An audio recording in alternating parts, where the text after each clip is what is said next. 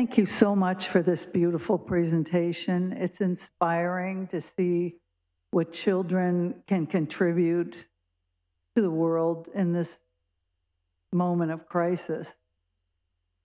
It also makes me think, as a psychologist focused on trauma, is that what this program is proposing is not just building character and empathy and traits that are going to be beneficial to humankind, but when a child is able to help an adult in distress, starting with their parents, of course, and we know this from the field of battered women's studies, when a child is able to materially help a distressed parent, it builds a level of self-esteem that's extremely important, and it helps them survive trauma, including the trauma of a pandemic. So it's just inspiring to see this work being done. Thank you so much.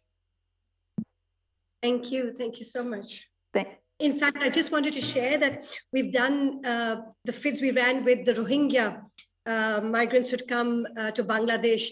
And remember, children using the FIDS and not feeling victimized. They didn't feel as victims, they felt as agents of change.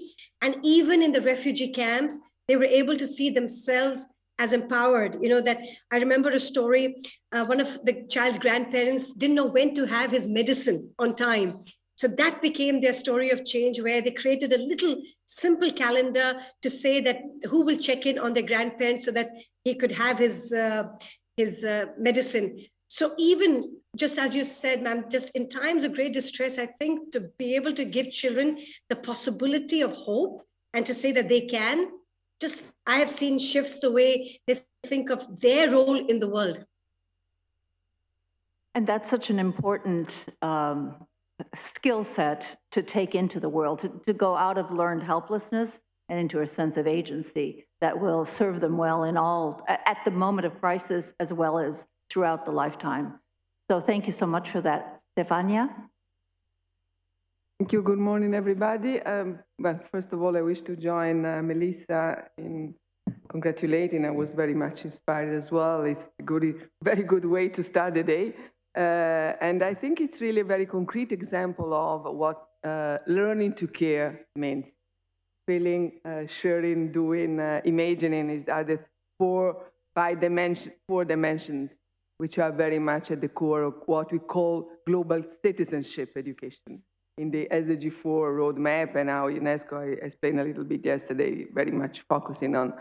I have a couple of questions, if I may. One is about different levels of education you are focusing on. This example was from the primary school, I suppose.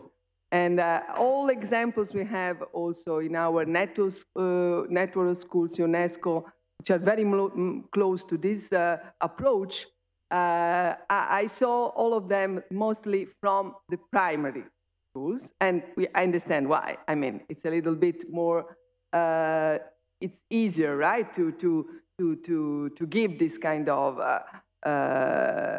environment and involve children like this. So I would like to know if there are good examples at secondary, you know, with adolescents and maybe young people. Second, you mentioned teachers as initiators, and this is a point we discussed very much yesterday. I'm very much obsessed by the importance of teachers in the classroom with a different approach, a different empowerment. So I would like to know if you work on that side, and if you have some, I also saw Global Teacher Prize as partners, and we are very much working with and scholars. Thank you very much. Once again, congratulations. Thank you, Stefania. In fact, we have over 30,000 now stories of change across the board, starting as young as 3 and going up all the way to 16. Our sweet spot, though, which we've done a study, is your 11 and 12-year-olds are your greatest change makers, because they're old enough to take agency and to have the choice, and young enough not to be worried about exit examinations. However, since we work with every kind of school across the world, we are now in 60 countries, we find that teachers are using the FIDS framework as a beautiful tool even for CAS projects, or for special needs. We have, in fact, my partner in Malawi is working with visually impaired children. So we've cut across. The FIDS framework is super universal, super flexible, and because it works on context. So we have evidence of children using it across their entire learning journey. So I think that's a proven thing. And yes, teachers are using now FIDS as a pedagogical tool. Rather than just start by focusing on the what and how, they're now focusing on the who and the why. So the feel and imagine is giving them the lens to start by saying, who is our child? Why is this learning important? And then focus on the do, which is the what and the how, and the share component, which has never been really encouraged in education, has become the ability to tell larger stories, not just within your school, but to share the larger landscape of learning that this is possible. And children across the world are using this tool to be active participants in the world.